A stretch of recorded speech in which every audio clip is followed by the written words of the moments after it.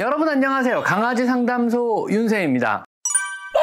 아직은 아침 저녁으로는 약간 쌀쌀한 기운이 감돌긴 하지만은요, 이제 본격적인 봄입니다. 한낮의 따스한 기운과 꽃들과 또 나무에 푸른 잎들 피는 걸 보면서 기분도 조금 좋아지는 그런 활기찬 계절인데요. 이 좋은 계절인 봄철, 여러분의 강아지와 행복하고 건강하게 보내는 방법들을 한번 알려드려보도록 하겠습니다.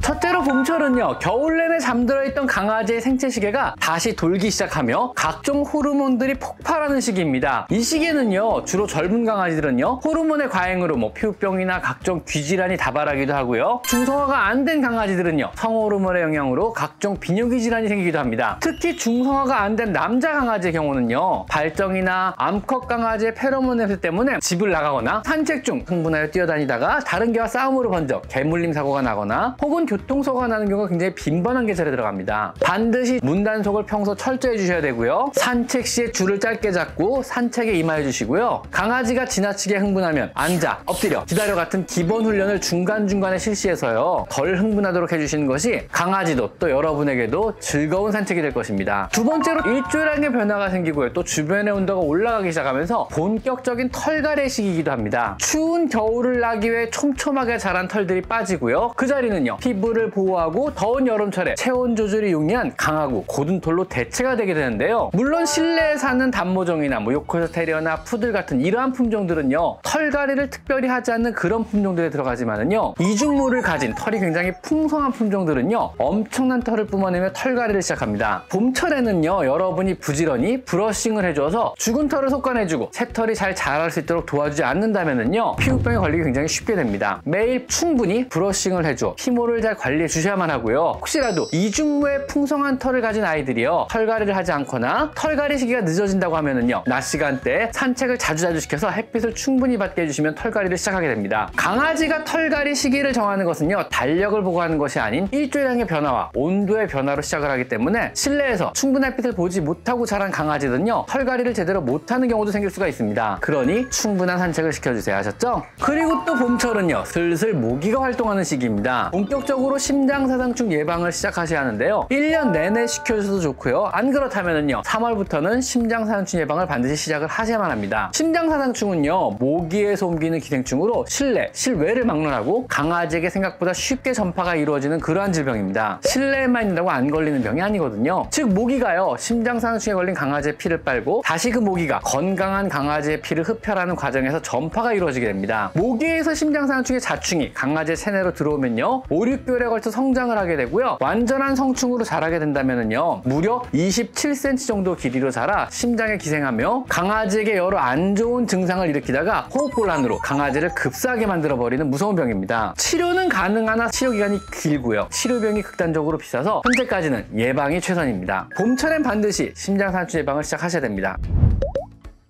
봄철은요, 진드기 역시 본격적으로 활동하는 시기이기도 합니다. 비교적 흔한 참진드기의 경우는요, 강아지에게 붙을 경우 심각한 급성 빈혈을 유발하는 바베시아에 걸릴 수도 있으며, 더군다나 우리 사람에게는요, SFTS, 중증 혈소판 감소증을 유발할 수 있어서 특히 주의를 요하는 기생충이 들어갑니다. 진드기는 주로 풀숲과 같은 곳에서 강아지에게 달라붙거나 혹은 다른 강아지를 통해서 혹은 여러분의 옷에 달라붙어 있다가 강아지에게 옮기기도 합니다. 브러싱을 하거나 털을 가르며 주의 있게 보다가 귀 안쪽이나 털 사이에서 단 한 마리라도 발견을 하신다면은요, 상당히 많은 진드기가 있다고 판단하시고요, 식욕의 변화가 있는지 혹은 잇몸이 창백해지진 않는지, 평소보다 피로해하며 잠을 더 많이 자진 않는지 등을 잘 살펴보셔야만 합니다. 진드기 자체의 문제보다는요, 진드기가 유발하는 여러 질병들이 문제가 될 수 있으므로 동물병원에 꼭 데려가 확인을 해보셔야만 합니다. 혹시라도 여러분의 강아지 모에서 진드기를 발견한다면은요, 절대 맨손으로 잡지 마시고요, 핀셋이나 진드기 후크를 사용해서 떼어내셔야만 합니다. 그리고 매달 프론트라인이나 아니면 브라벡토와 같은 외부 기생충 구제제를 철저히 발라주고 먹여주어서 진드기의 피해로부터 내 강아지를 반드시 보호해야 합니다. 봄철은 역시 아직은 아침 저녁으로는 쌀쌀합니다. 노령견이나 어린 강아지의 경우는요, 어느 정도 보온 대책을 강구하고 산책 다니시는 것이 좋습니다. 산책 시에는 반드시 진드기 같은 감염맥에성 기생충을 예방하기 위해서 구충을 철저히 한 후에 풀이 없는 아스팔트나 보도블록이 깔린 곳으로만 산책 다니실 것을 권장드립니다. 또한 봄철은요, 가을철과 더불어 정부에서 지원하는 광견 광견병 예방 접종 기간입니다. 동물병원이나 구청에서 광견병 접종 기간의 일정을 확인하시고요. 반드시 광견병 예방 접종을 해주셔야만 합니다. 광견병 예방 접종은요, 강아지를 키운 애견인이 반드시 1년에 한 번씩 해줘야 하는 의무사항입니다. 이 기간 동안에는요, 나라에서 광견병 백신을 지원해주니 기간 내 잊지 말고 접종을 꼭 해주셔야 합니다. 아셨죠?